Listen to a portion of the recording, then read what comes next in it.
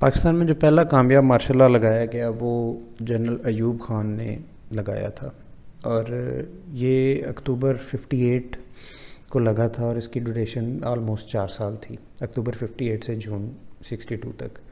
اسکندر مرزا جو تھے وہ گورنر جنرل تھے۔ اسکندر مرزا چوتھے گورنر جنرل تھے پاکستان کے، جنہوں نے 5 سٹنگ پرائم منسٹرز کو 3 سال کے شارٹ سپین میں فارغ کر دیا تھا۔ وہ ان کی پرفارمنس سے ناخوش تھے، اور اس کے بعد پھر 5 پی ایمز کو گھر بھیجنے کے بعد بھی جب وہ راضی نہیں ہو سکے سٹنگ گورنمنٹ کے ساتھ، تو پھر انہوں نے جنرل ایوب خان کو CMLA کا جو ہے وہ آرڈر جاری کر دیا، نوٹیفیکیشن جاری کر دیا،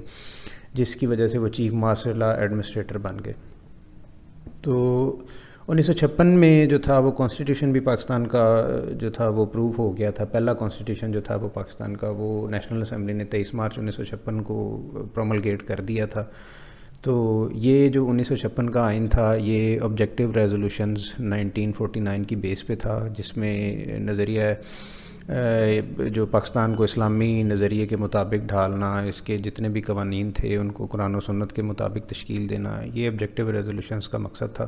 مرزا صاحب اس ٹائم پریزیڈنٹ تھے جب انہوں نے مارشل لا کو جو ہے وہ پروملگیٹ کیا۔ 7 اکتوبر 1958 کی بات ہے کہ سکندر مرزا صاحب نے جنرل ایوب صاحب کو چیف مارشل لا ایڈمنسٹریٹر بنا دیا، اور اس کے بعد ایوب خان صاحب جو تھے وہ تقریباً 1 ویک کے بعد پرائم منسٹر بنے، اور CMLA کے چارج کے ساتھ ساتھ وہ پرائم منسٹر بنے،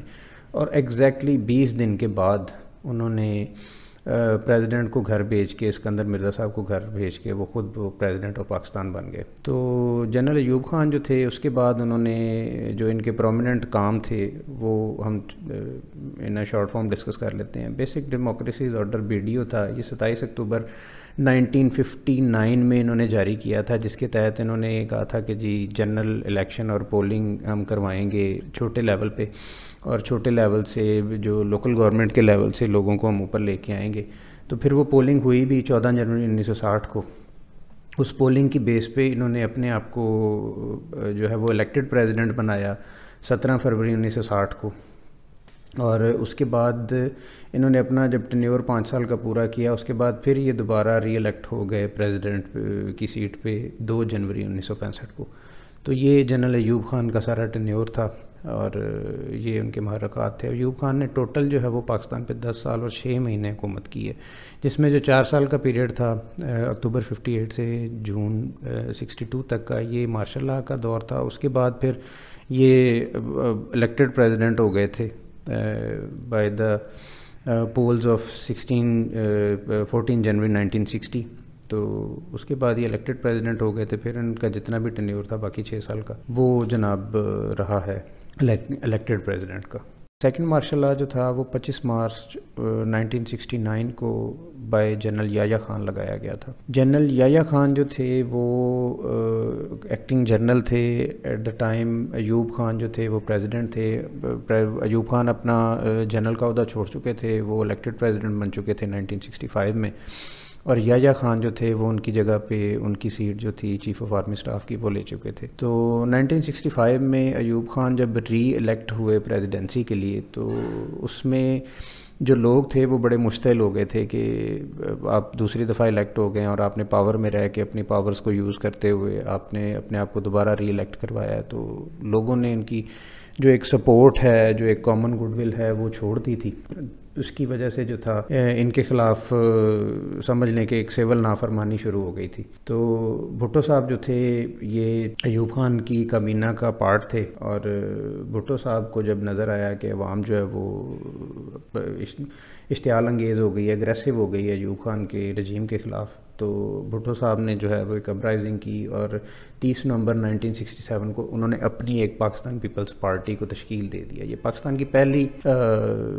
مسلم لیگ کے بعد وہ پری پاکستان تھی، تو یہ پاکستان بننے کے بعد یہ پہلی جو پارٹی تھی پاکستان پیپل پارٹی، وہ تشکیل ہوئی تھی 1967 میں against Ayub Khan regime by Zulfikar Ali Bhutto. تو جب بہت زیادہ جو وہ پروٹیسٹ جو ہو گئے اور حالات خراب ہو گئے تو پھر جنرل یحییٰ جو تھے انہوں نے اسٹیپ اپ کیا اور 25 مارچ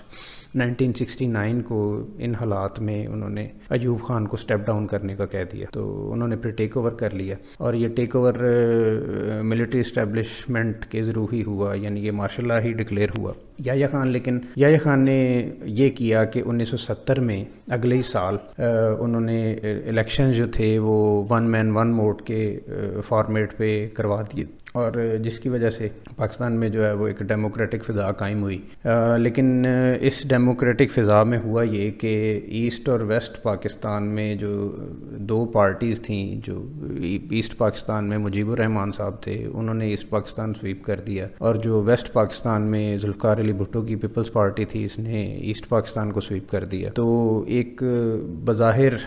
جو دو پارٹیز ابھریں ان دونوں نے اپنے اپنے حلقوں میں تو سویپ کیا, لیکن اکراس پاکستان وہ سیٹیں لینے میں ناکام رہے, جس کی وجہ سے ایک نیا محاذ کھڑا ہو گیا کہ اب جو ہے وہ پاور کیسے ٹرانسفر کی جائے. اصولاً تو مجیب الرحمان نے زیادہ سیٹیں ون کی تھیں اور حکومت ان کو جانی چاہیے تھی, لیکن جو ایسٹ پاکستان کی پارٹیز تھی, جو لوگ تھے اور اسپیشلی جو بھٹو صاحب تھے وہ اس کے حق میں نہیں تھے, اور انہوں نے جو کابینہ کا اجلاس رکھا گیا تھا ڈھاکہ میں فور ٹرانسفر آف پاور اس میں بھی جانے سے انکار کر دیا تھا. تو اس کی وجہ سے وہ جب اجلاس کینسل ہوا تو پھر مظاہرے ہوئے اور اگریشن یوز کرنا پڑا پاکستان آرمی کو اپرائزنگ کو کچلنے کے لیے. تو ذوالفقار علی بھٹو کو پھر